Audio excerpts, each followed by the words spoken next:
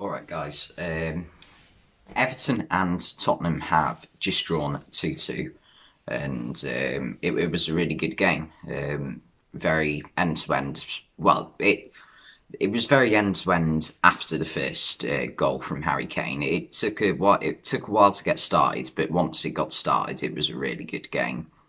Very little happened in the first 20-25 minutes, but that soon changed when a cross was put in and Michael Keane missed the ball when heading it clear, and it just fell free for Harry Kane.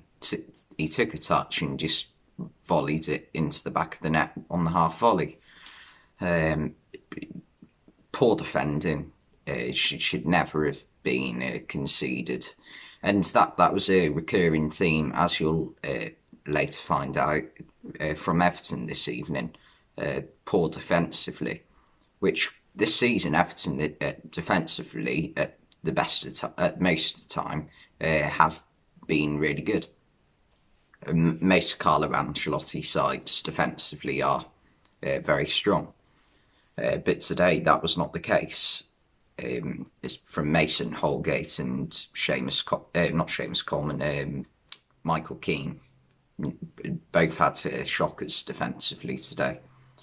But this now means that Harry Kane has levelled and gone above Robbie Fowler in the all-time Premier League goal-scoring charts. He's on 164, 96 goals off Alan Shearer now. I mean, what's that? That's for him. That's say, if he gets 20 goals a season, that's nearly 5 seasons. So if he stays at Tottenham, he'll beat Shearer's record. Because how old is he now? He's like 27, I think.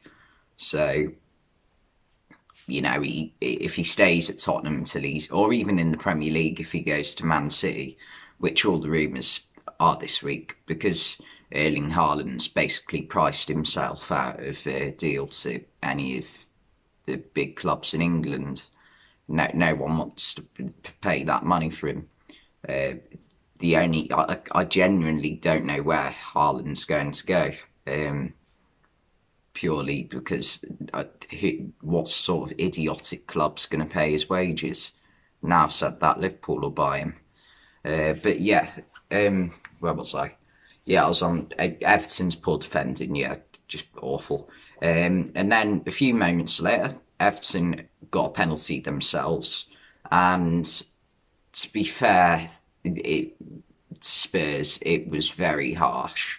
The ball's played into James Rodriguez. He's on the edge of the box. He knows that Reguilon's coming in behind him. And he knows that any second now he's going to feel some contact. But he goes down a split second before the contact is felt. Now, there was actually no contact on the legs. Jamie Redknapp tried to make out there was on Friday Night Football. There wasn't. And the ball is not the ball. His leg is kicked into the ground, just to make it look more realistic to the referee. And the penalty was given. There was contact on Reguilon's hands, but there definitely wasn't enough to push him down. In my opinion, it's a very soft penalty. Sigurdsson tucked it away. You always back Sigurdsson on set pieces, don't you?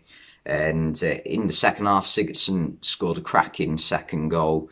Brilliant play by Seamus Coleman down the right-hand side, whipped it in.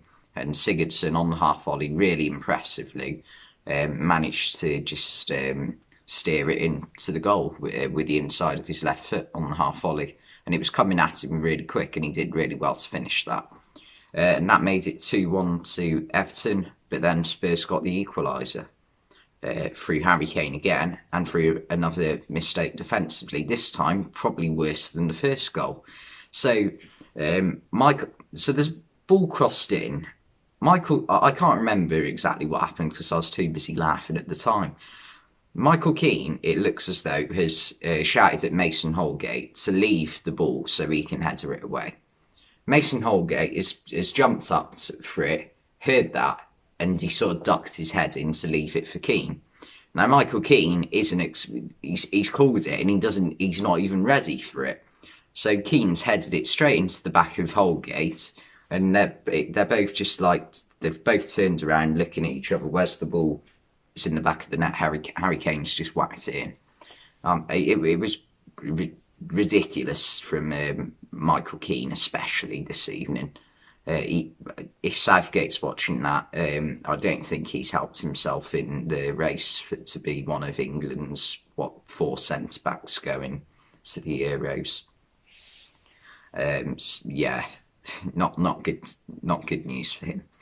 And it was a really good game. I think in terms of how the play went, Everton definitely had more chances and more of the ball. So I think Everton will feel a bit unlucky, but you could also say that Tottenham were unlucky with the penalty shout in the first half. As I've already explained, I don't think it should have been a penalty, personally. I wouldn't say that it was a clear and obvious error, because there was some contact, but not enough for me. But that is what James Rodriguez is good at. People say it all the time about these South American footballers. Like, the culture is very different there. It's win at all costs, isn't it? And you learn that, don't you, I suppose, growing up. Whereas in England, you're not thinking about diving. Like, no one plays Sunday League football and dives, do they? It just doesn't happen. But I also want to talk about Jose Mourinho.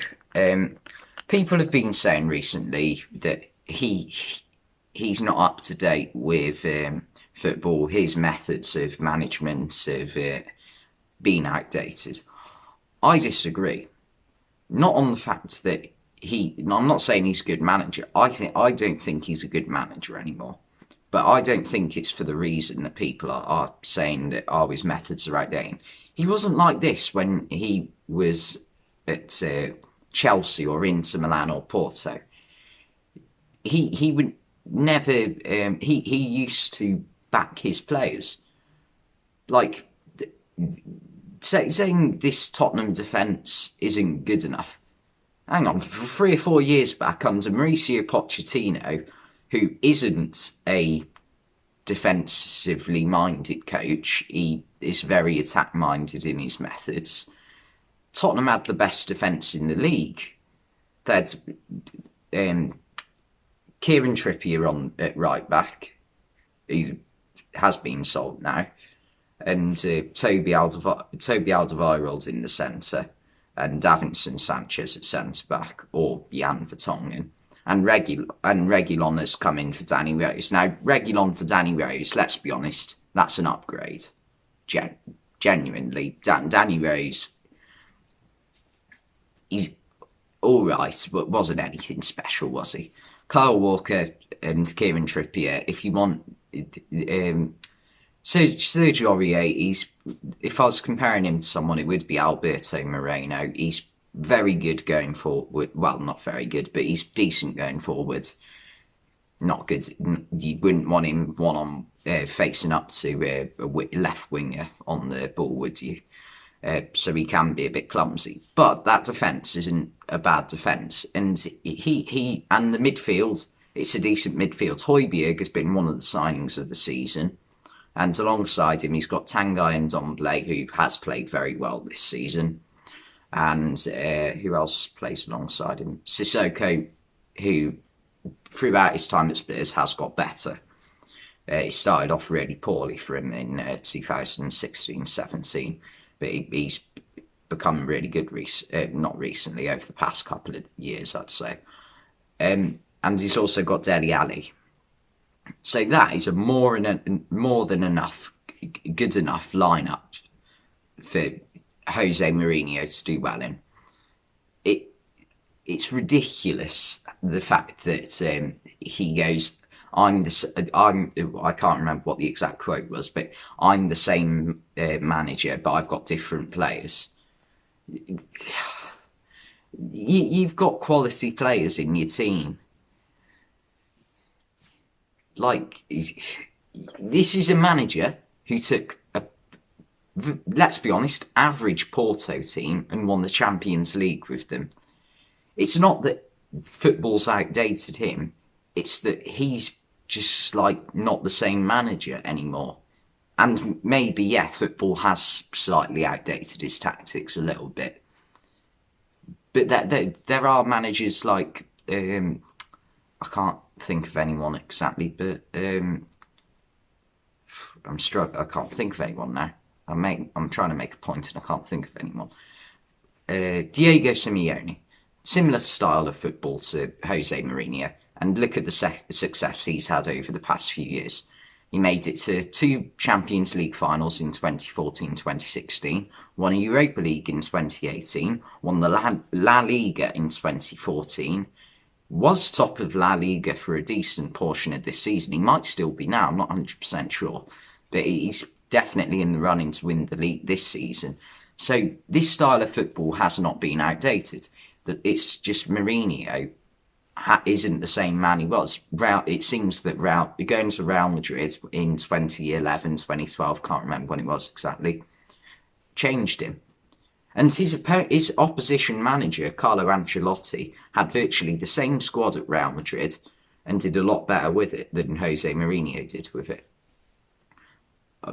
Like, how many significant trophies did Mourinho win with Real Madrid? 1 or 2?